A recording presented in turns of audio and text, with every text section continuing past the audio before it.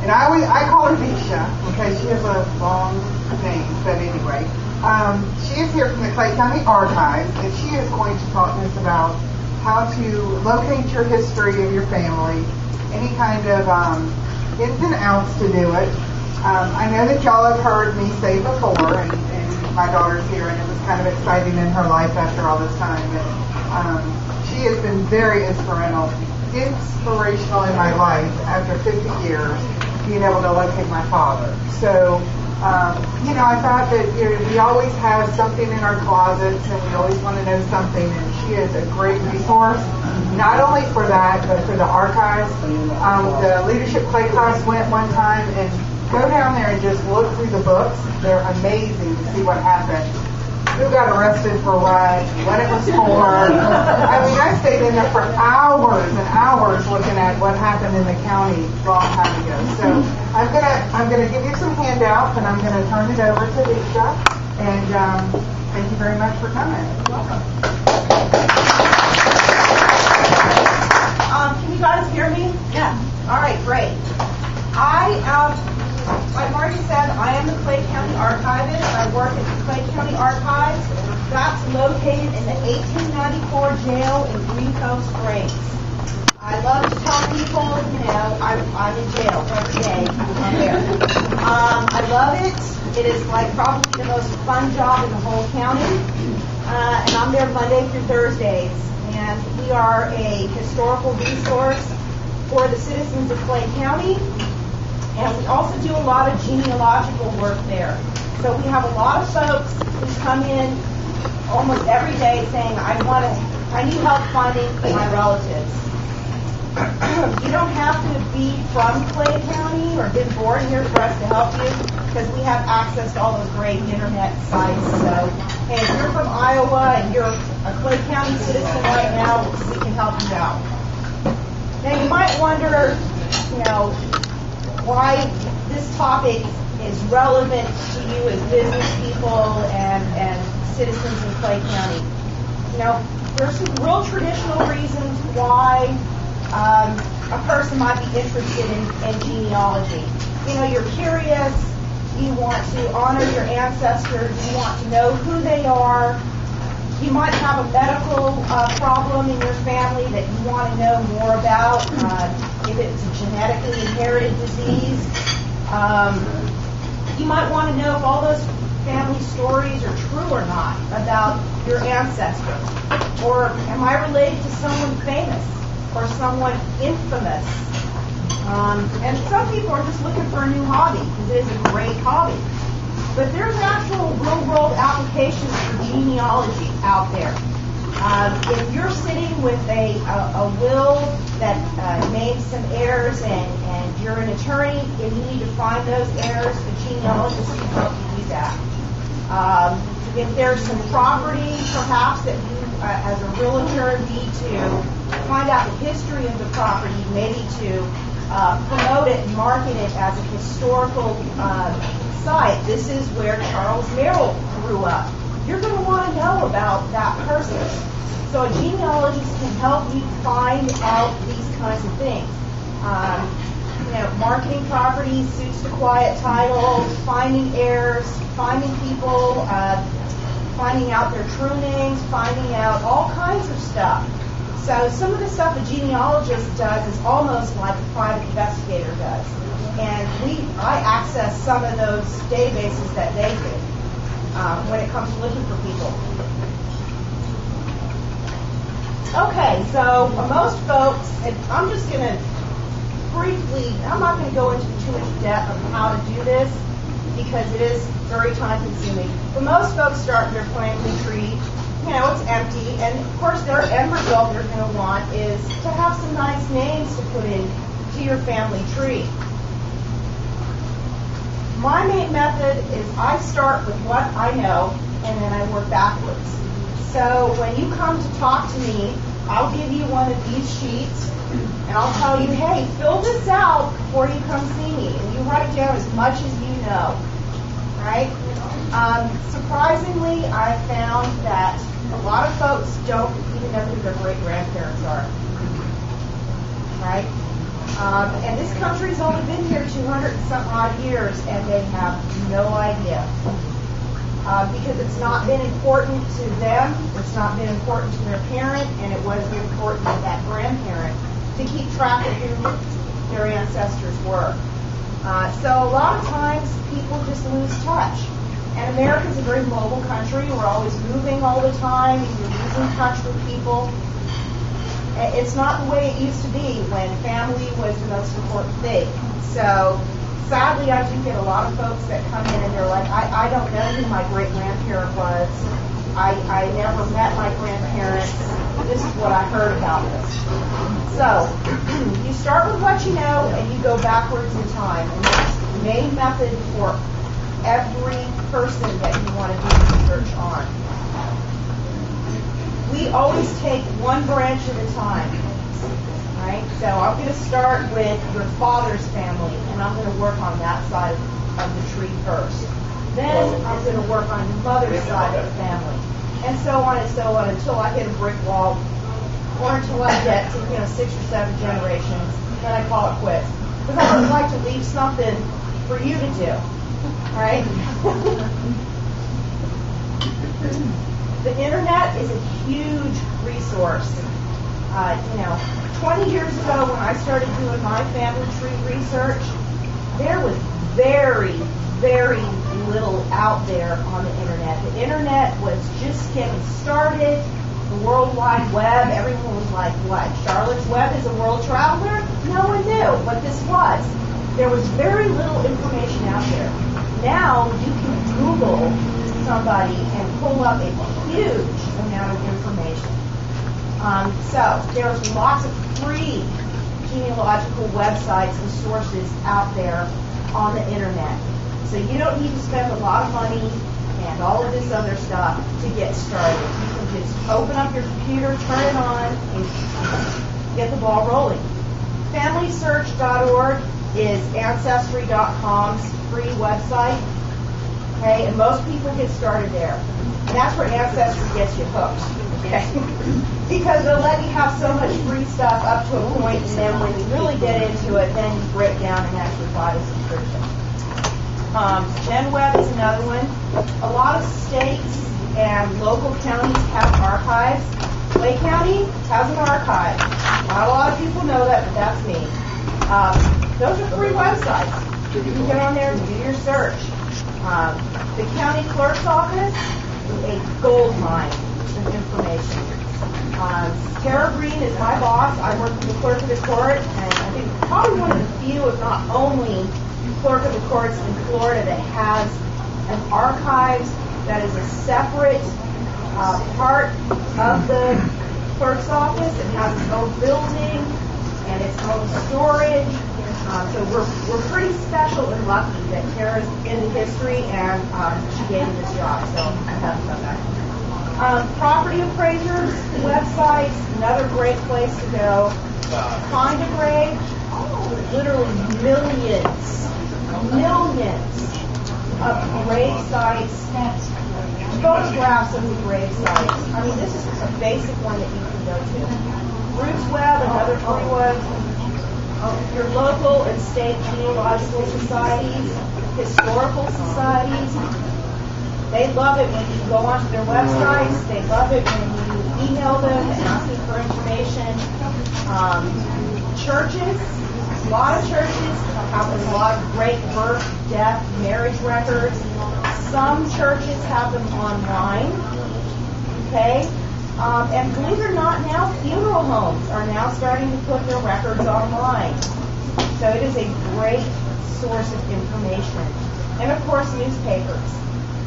Newspapers online are awesome. Here in Clay County, Jacksonville, Times-Union has all their old, really old newspapers at the main library downtown. So you have to physically go over there. But they still have a lot of stuff online that doesn't go back that far. Your local libraries, the library just down the street here, the main library, has a wonderful genealogical section. It's a whole room dedicated to genealogy. And they have a regular genealogical meeting, I think at least once a month. You guys got to go check it out. They have all the wonderful books in there that you could want in all the different states. Really nice collection. And it's there for the citizens. I mean, it's the library. And of course, Google and Wikipedia. All right, so the internet's a great place to get started, and our local library right here has a big genealogical collection. It's really nice. All right, other evidence.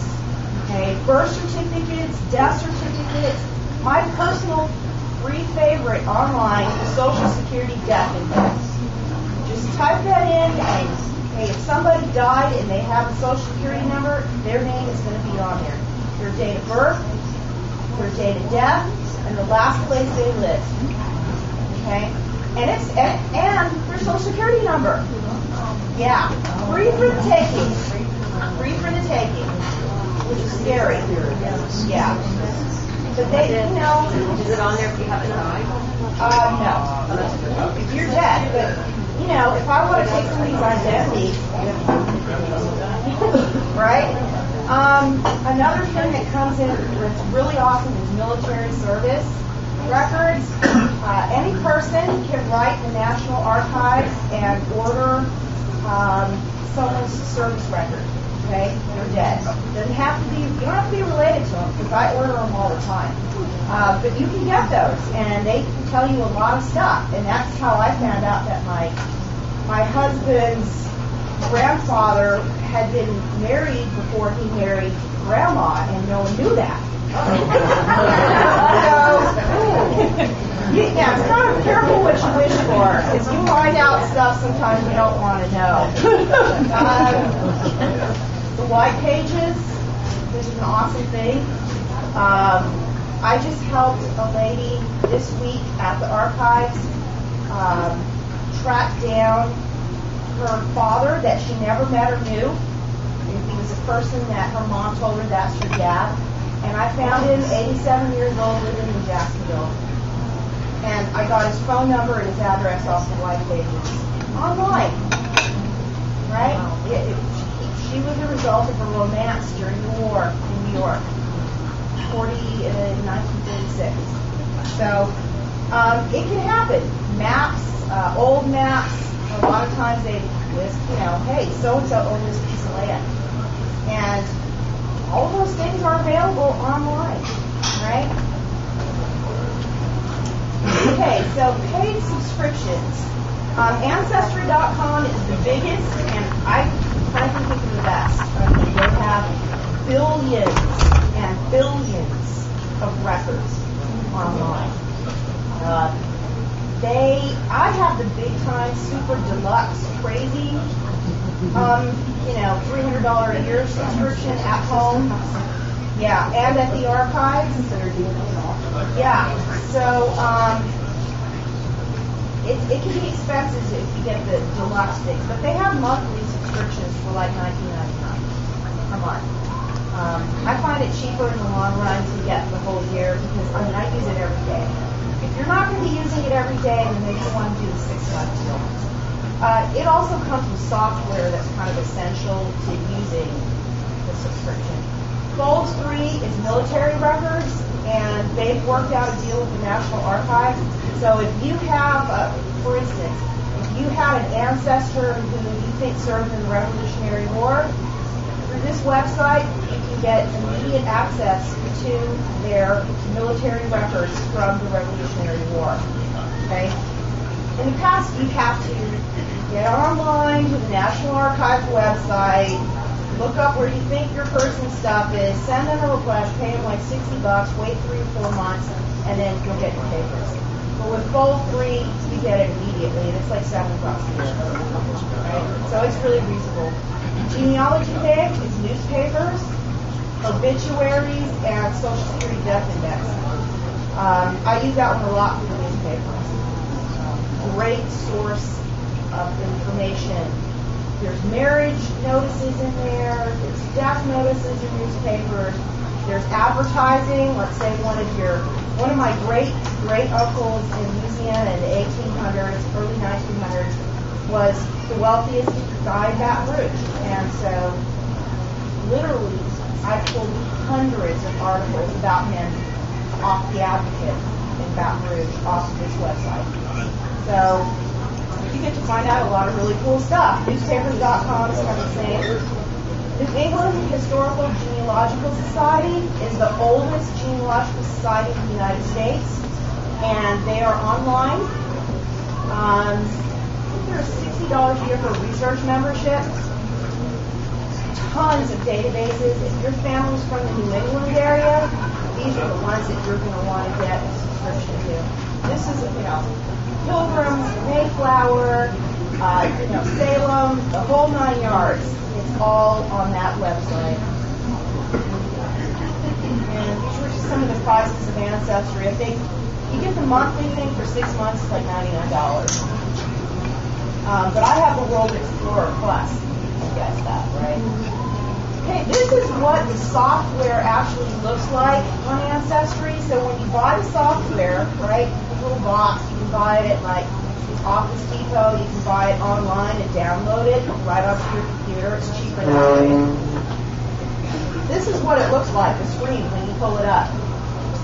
And it's pretty self-explanatory. It's not a real tight learning curve on it. It kind of tells you what to do. It says, type in a name, type in what you know, and that's how you get started with that.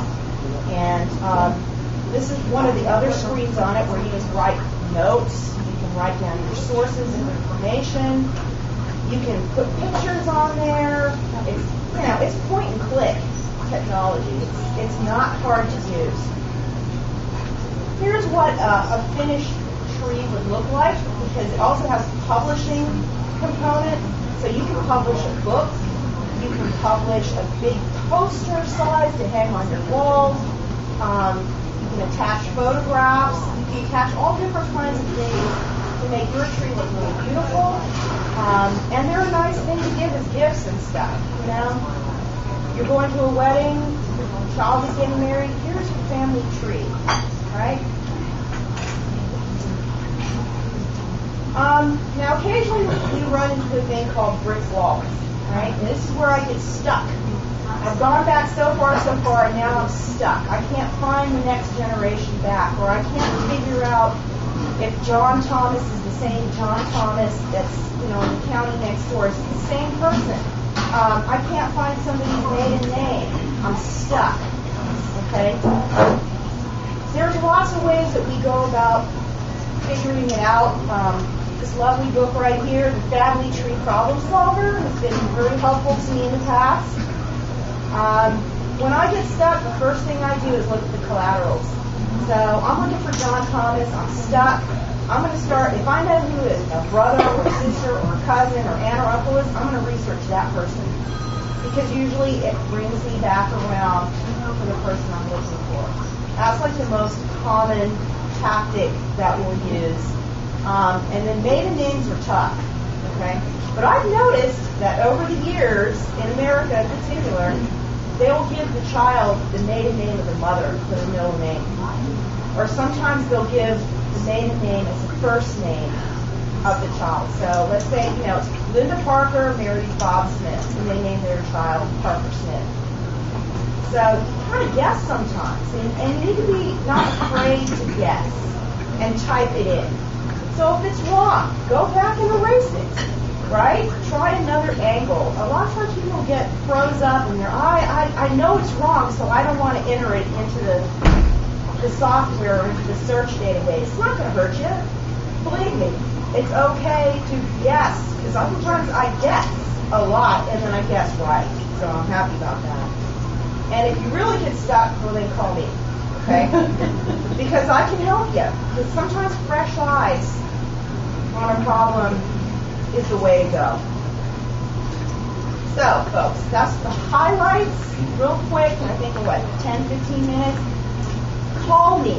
Take one of these, if you're interested in getting started, take home one of these forms that we handed out. I've got my business cards there. Come and see me. I can answer all kinds of questions. Margie can tell you that sometimes we work a miracle over there. So this week I'm feeling pretty high on top because I work on this week. But whenever I see Margie, she always brags, and I always feel really good about it. So I'm glad that she's glad to be here today, and thank you for listening. Do we have any questions? Yeah, you guys have any questions? Thoughts, comments? Yes, ma'am. I was told that my grandmother was a member of the DAR, of the American Revolution. You have So those somewhere in records. there, somebody's got those records that will take me all the way back to the American Revolution. DAR stuff is online through Ancestry. And Is it? Yeah, and if you know who that person is, we can pull up the So record. I can pull and up her you'll full see- name, and it'll go all the way back to It'll the show you the American evidence Revolution. that she is. I don't have to pay it or be a member of the DAR to get it. No, it's available through Ancestry. So you should come see me. Okay, cool. Any I would other, love to get that. any other questions for Vichy at all? I have one. Yes. What if you want to lose your family?